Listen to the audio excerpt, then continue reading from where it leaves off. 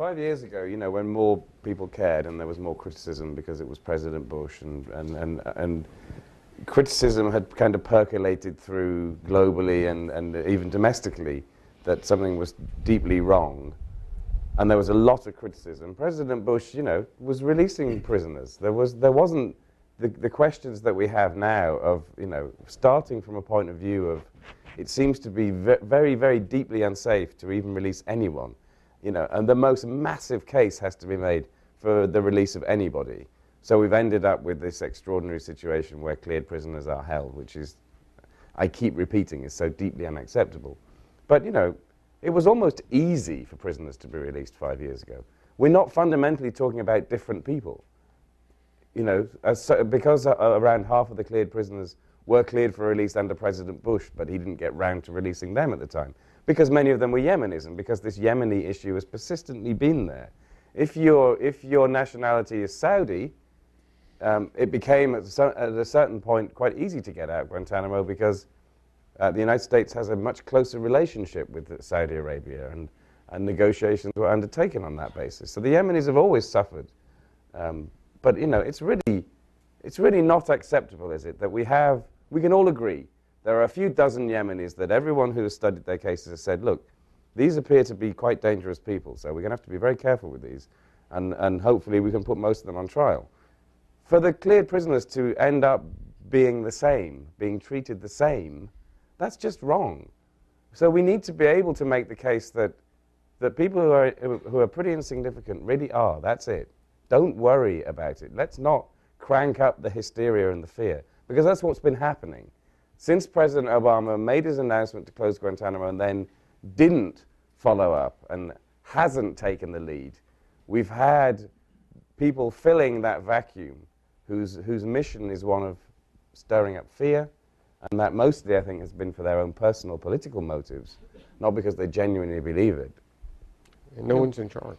You know, one of the I don't know if I think it seemed like I mentioned this last year, so it's been that long, but I was driving and I heard on NPR, I turned on the radio and there was a story about somebody being in prison in Cuba, and it was unfair, and I thought it was going to be a story, I thought it was going to be a story about Guantanamo, and it was about Alan Gross, who's an American citizen in prison in Cuba. And our government is really good about, if it's an Alan Gross, or Amir Hikmati was the American that the Iranians we're going to put on trial in Iran, or the hikers that were picked up, or the people that were North Korea. You know, we're really good about, you know, how dare you hold an American citizen, and insisting that, you know, it's, you know, a violation of the rule of law and you can't do this.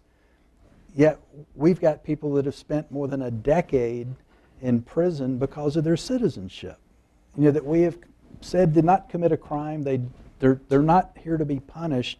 They're here because of their citizenship. And I would imagine the public, you know, the right-wing, you know, airbags that are on the radio and television would be pitching a fit if Americans were being held because of their citizenship year after year after year in another country. But, you know, we're supposed to be, you know, American exceptionalism, but which apparently creates an exception when we do things that we condemn others for doing, which is just fundamentally wrong.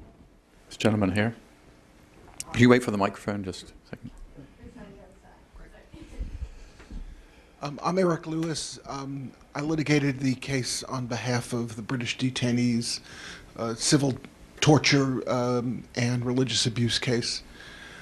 I'd like to ask you about next year, with the withdrawal of all troops and the end of combat operations in Afghanistan.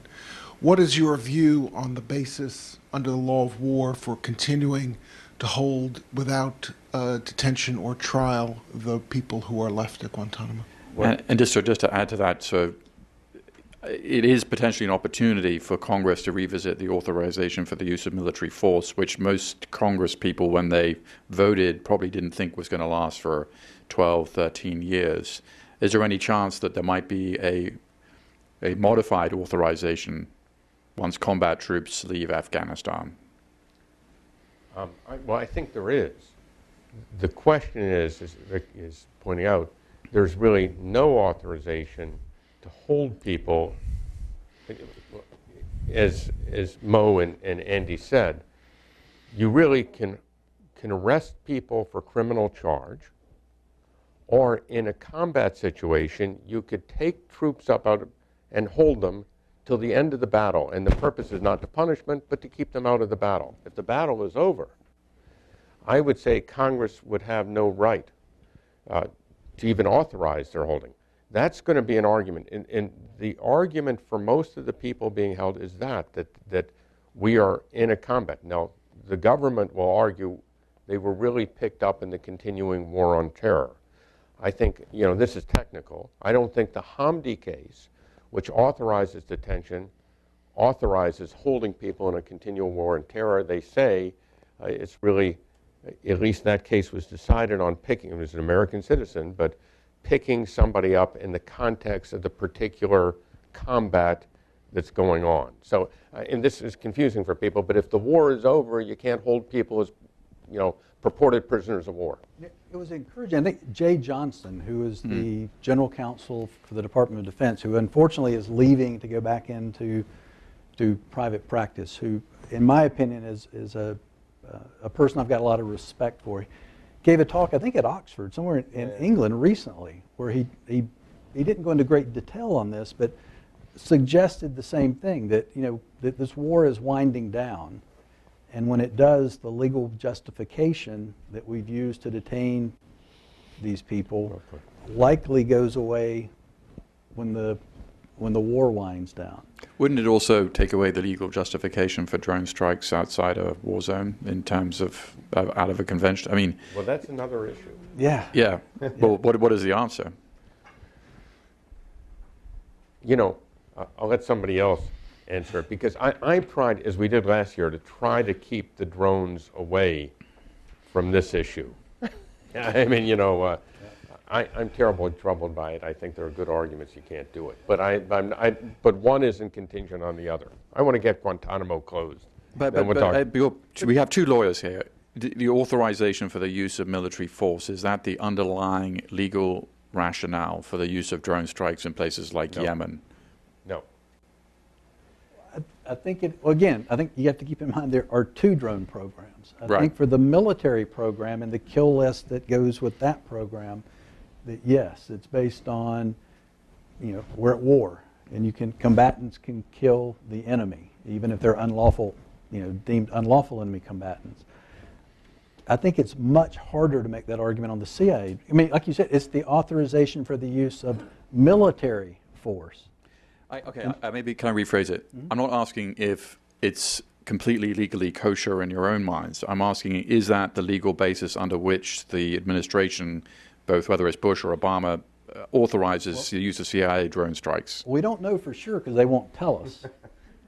But at least from what they have said, because in the ACLU lawsuit trying to get the legal justification, the government's argument is that the government has never officially acknowledged that we have a drone program. Even the president's given interviews now, so it's... Well, but they're saying they've never officially, even though they talk about it and they crow about the success of they said the government has never officially acknowledged that we have a drone program. But the argument in like Somalia and Yemen and Pakistan has been that we have the consent of the government to hunt down bad guys and kill them because it benefits us and them as well. So I don't know that the law of war is the legal rationale for those strikes. There's a distinction. I think the government can make a strong argument based on the commander-in-chief's power under the Constitution that he has right to take action to protect the United States.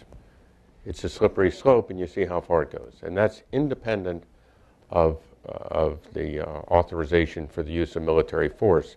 The authorization of a passage by Congress of something authorizing him makes his power stronger. As Justice Jackson said, when you have Congress and the President together, it's hard to do it. But I think they can argue under the Constitution. One of the differences is the right to detain people is always something that's been covered. I mean, it's aside from going and killing them. The right to detain people has always been something more in the judicial branch and covered by judicial review and the law. So you may have more right to use force than you do to detain people, the government. But I think with the AUMF or the constitutional authority, those are great shields, for a domestic criminal prosecution. But the Constitution or the AUMF can create international law. And when we're killing people in Yemen or Pakistan or Somalia or other foreign countries, the Constitution and whatever acts of Congress, have been passed are irrelevant. I would just say that, if I could, just that if the United States really does pull out of Afghanistan, and that brings to an end the principle that you can have these wartime detentions. The problem that we run up against, which has been avoided for 11 years, is that people detained in wartime haven't been detained as people detained in wartime should be detained. We have sidestepped completely the Geneva Conventions and the fact that people are supposed to be held until the end of hostilities. Now, in a Geneva Convention sense, the withdrawal of US troops would definitely signify that. Combat troops, yeah. Yeah, but the problem is that, when the Supreme Court decisions were made, the judges actually kind of echoed the Geneva Conventions by saying the AUMF also applies until the end of hostilities, setting up a kind of parallel Geneva Conventions detention provision that's based on the AUMF. The AUMF, I don't think, will be given up lightly by people with power and responsibility for it. That's the problem. That's part of the reasons we've seen an NDAA, the NDAA provisions to try and expand what the AUMF covers so that it doesn't narrowly cover just Al-Qaeda and the Taliban, but it can be expanded to whoever the hell the president decides is the enemy. It's very troubling. We will be put in a position where we can argue that we've reached the end, but I think the last 11 years have shown that there's a lot of institutional push for this war to be endless. This gentleman over here.